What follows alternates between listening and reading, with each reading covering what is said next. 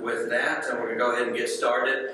First up, we have Dr. Henry speaking on improving the Furrow irrigated rice systems.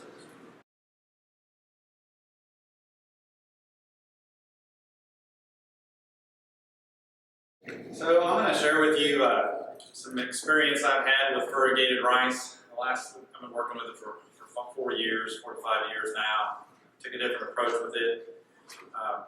Work with farmers on their farms, and then we have a 40-acre field at the Rice Research and Extension Center where I'm located, where we try to develop an improved system to manage irrigated rice.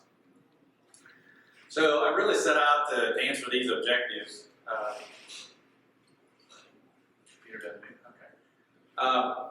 Can we no-till irrigated rice? That's one question.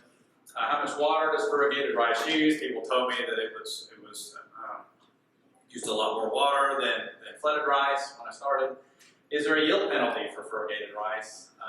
And I was really interested in, can we fertigate irrigated rice? We can fertigate row rice. It actually opens up some kind of interesting possibilities at reducing our input costs.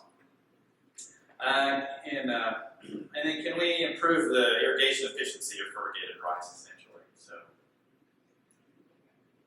So in 2016, we did a survey of farmers in the Mid-South region, Louisiana, Mississippi, Missouri, Arkansas. About 10% of our acres in 2016 were irrigated rice. The farmers told us. I think it's much higher than that, or higher than that now.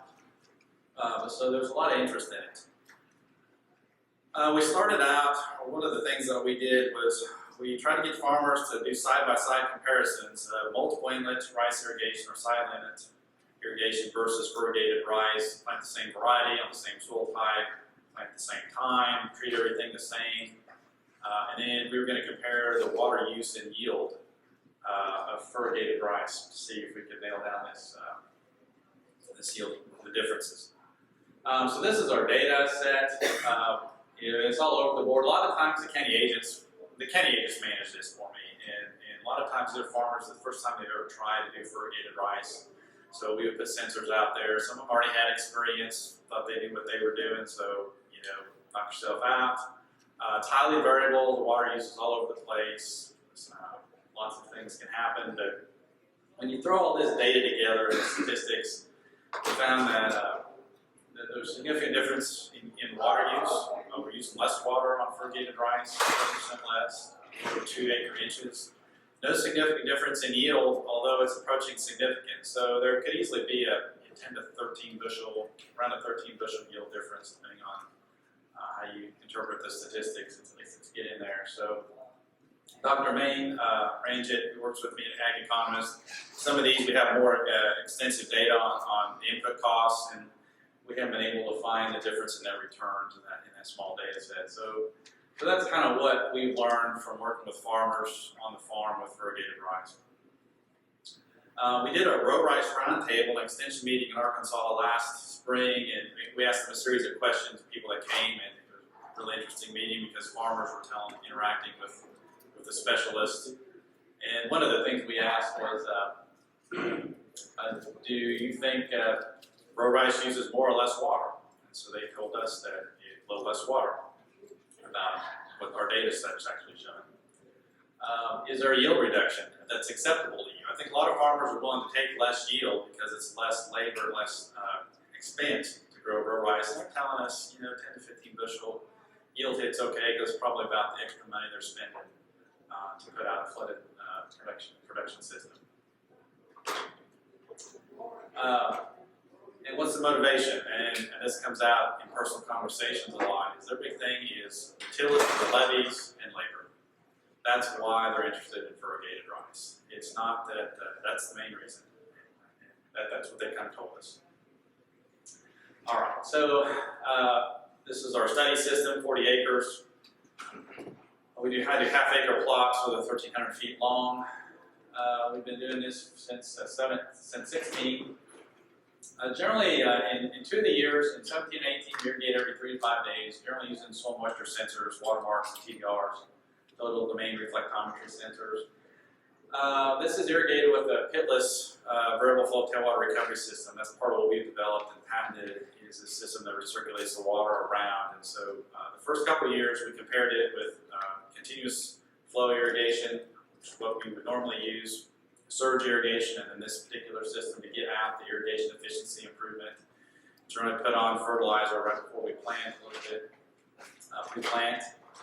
We've been using the bed since 17. We've not re-bedded the field. We've tried to use the old beds, and it's been continuous rice since 2016. And I've got magically resistant barnyard grass in the field. So Tom Barber has assessed that for me.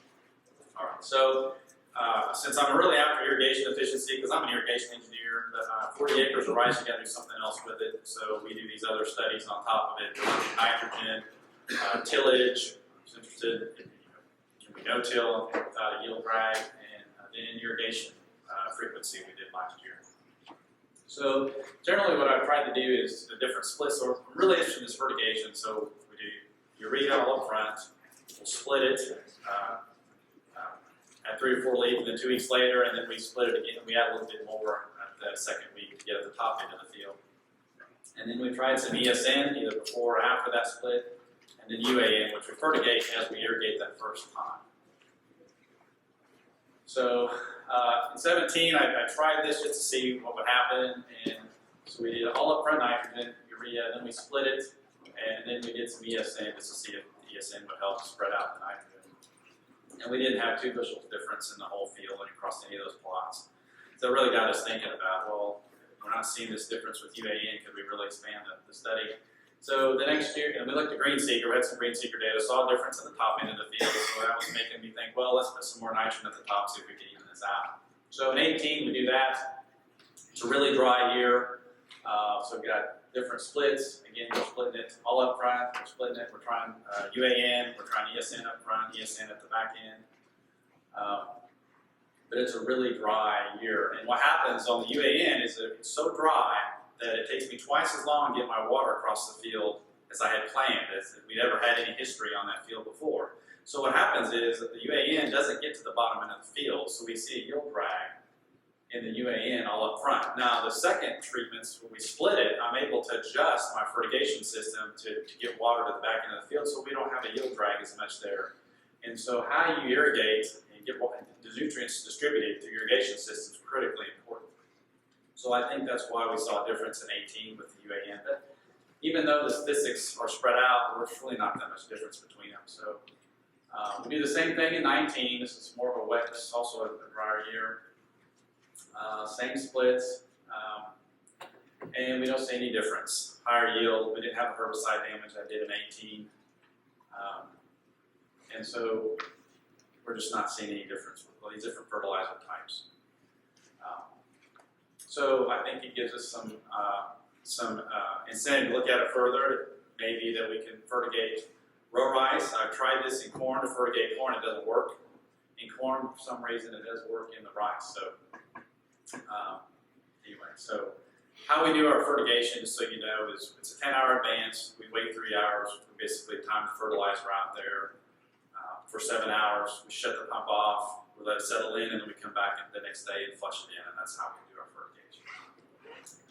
This is what it looks like. We use a furrow runner. We just kind of polish the beds or make a furrow so we know where the water can go in the furrow, and then we put fertilizer on, and then we plant it. And what I like to try to do is, as soon as we plant, we have the ground rig out there and we spray it, and then we roll the pipe out and we irrigate it, and that allows us to activate our pre-emergent herbicides, especially with the barnyard grass we've had in our field. The tillage study, the first year we saw a big difference, a significant difference between conventional and no-till. The second year that disappears in 19, so we're not seeing a significant difference between the no-till and the tillage, so that's giving me hope that we can do no-till row rice without any penalty. The irrigation study, we did fully irrigated. So in 19, the study is we keep water in the furrows 24 hours a day. That pump keeps water moving through the system all day long, every day. And so that's what the fully irrigated is. We would plug holes to get every 3 days, every 7 days, and 10 days, irrigate for 24 hours at a time. 10 days, we're not seeing, statistically, we're not seeing the difference in yield between those four treatments. That's just 1 year data. Farmers tell us they're doing it everywhere from 3 to 5 days. That's kind of what they're telling us from that roundtable. So this novel system that we've developed, small tailwater pump at the bottom, how it works. It's a 3-horse motor, pumps about 650 gallons a minute. We basically use supply tubing or this heavier tubing to return the water from the bottom of the field to the top. We poke holes like you normally would at the top.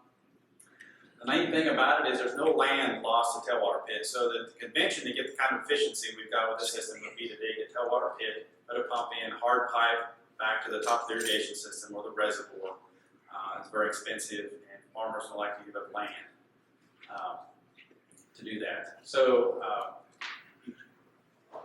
and what I like to say is it's like keeping sweet water on the rice. That's what my farm manager likes to talk about, like to have sweet water on the rice. So this allowed me to keep sweet water on the rice all year. Think about it that way. So we bring water in, it goes to the poly pipe, it goes down the field.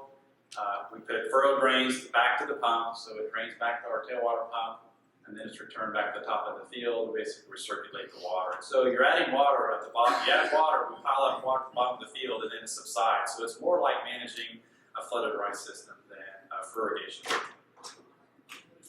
So that's essentially what we do. We look at the bottom of the field, and that's our gauge for when we can add water, which gives us a lot of flexibility in the field. If we're trying to manage more than one field, and one's a furrow rice field, we're trying to hit every 3 days, it's really hard for these guys to do that. Well, this gives us a much bigger window, because if we've got time to put water on that field, we can go ahead and do that, top off a row rice field, and then move on to the other fields, soybean or corn fields we have to irrigate. This is just pictures of what it looks like. This is the pump that we developed to use for this. Very low cost. This is coming into the system. We measure the outflow through a flow meter, so we know how water goes in, water goes out, we know the efficiency. This is the water use we've had on this field last 4 years. In 17, had demonstrations. The row rice fields were using about 25 acre inches. The on-farm myriad demonstrations were using 19. The novel system is using, in 17, 11 acre inches. In 16, we used 18, but we also did some continuous irrigation events, so that water use is a little high. But we've been able to hold it for 2 years in 17 and 19 to just under 12 acre inches, which is not a lot of water. Most rice farms are using around 30 acre inches. We're doing this because our efficiency is really high. We measure this in the same field at continuous surge and use the tailwater system, and our irrigation efficiency is right around 90%. So less than 10% of the water we apply is leaving the system, percolation or runoff. So in a continuous system, what happens in a row rice field, you apply water. This is an inflow hydrograph. We apply water and we shut it off. And there's always tailwater that accumulates. We start seeing tailwater, we shut irrigation off. And what's going on in this particular system is that we're starting our inflow, and our tailwater picks that tailwater back up, so then it starts to add water to the system. We cut back our inflow, so we might go from 600 gallons a minute down to 400 gallons a minute because we're contributing water from this tailwater system, but our inflow through our poly pipe system is the same. We shut off our inflow completely, and the tailwater pump kicks in, and we only have tailwater pump water going through the system. Eventually, we pump all that water out. And if you were going to let the system go, you would pop the drains, let that water out of the field. That's the tailwater leaving the field, and then you start your irrigation event over. In this system with rice, what we do is we just keep that thing topped off, and we just keep water running out of the system the whole time. So we're basically irrigating at this level the entire season. That's what we did in 19. To manage the pressure in the system so the pipe doesn't blow, we have developed this pressure compensating valve, which actually adjusts the pressure and cuts that inflow back. So we made it an automatic system for somebody that would want to use this system. And so management is greatly simplified. We can use sensors, but we don't have to. We're managing the bottom of the field. We end block it. So the end block on the end of the field is just about a foot. That's all the water, only really backing up about 8 or 9 inches of water traditionally in that field. Allows more flexibility. And the thing that I noticed, we have in Stuttgart, we have these sealing silt loams that seal over. So when you irrigate, the more often you irrigate, the harder it is to get water infiltrate into those soils. What's interesting about this is I didn't see the brown tops on the beds this year like I have in the past, because we always have water to Furrow, so it doesn't really seal over like it does when you let it dry back out. which is interesting because a lot of times you see this mohawking effect. So that may be an advantage of this particular system. We looked at the economic feasibility. So the alternative, if you go to NRCS, or you want to improve irrigation efficiency, you're going to have to dig a pit. We think this is an alternative to that. So we went through and got cost data for both. Worked with Range on a discount payback period and net present value, and wanted to see are these things going to be more cost effective. This is a tailwater pit. What it would cost to put a full tailwater pit system in. It's going to cost you about $54,000 according to NRCS. This is what they're building them for. This system we can build for about $11,000. So the payback is just under 2 years. It has a positive net present value. The tailwater system, $54,000, going to cost take you almost 9 years to pay that off. So it's about 4 times more feasible, more cost effective. So we started to transfer the technology. We had a patent issued in October on this system, and what we're doing right now is we're putting these in farmers' fields, and this is the farmer here. We're trying to have them self-install them to keep costs down. So here they have got, this is something they can do with their backhoe. Install the sump. Basically, this is the sump. We build this as a kit, so basically you can pick the whole thing up and go set it on the sump, and you can install this thing in an afternoon. The whole thing can be done in an afternoon. You can wire it up. It takes a single phase 240 volt power, which is actually very cost effective to move a very long distance. We can go up to 3,000 feet away from 3-phase power before it's no longer cost effective. So that's kind of what we've done. This is what it looks like when it's installed, and this is a close-up view. This is the first commercial one I would call commercial system off the experiment station we put in. So that's what we're trying to do. So anyway, my opinion is there's probably several fertilizer programs that may work with irrigated rice. I don't claim to be an agronomist or a fertility expert, but I'm just sharing you what I've learned through trying to manage the water and the nitrogen together. No-till seems to have, after the first year, do not have a yield penalty, which is really advantageous to us from a cost and profitability perspective. The irrigation study really gave me some ideas about how often maybe we should look at irrigating rice. We have an irrigation contest, and those folks are also going much more than 3 to 5 days. They're getting some really good yields, really low water use. If you want to hear more about that, Greg's going to talk about that on Wednesday afternoon. And we're getting really good efficiencies and really good results with this novel system. That's a real advantage, I think, in a furrow rice system. So, and it appears to be very cost effective. So with that, I hope I have a few minutes for questions. If there are any. Couple minutes for questions.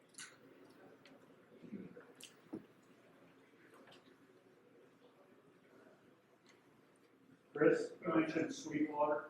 What's Sweetwater. I don't know. Yeah, I hear it a lot in Arkansas. The sweet water. We have the sweet water going through the rice.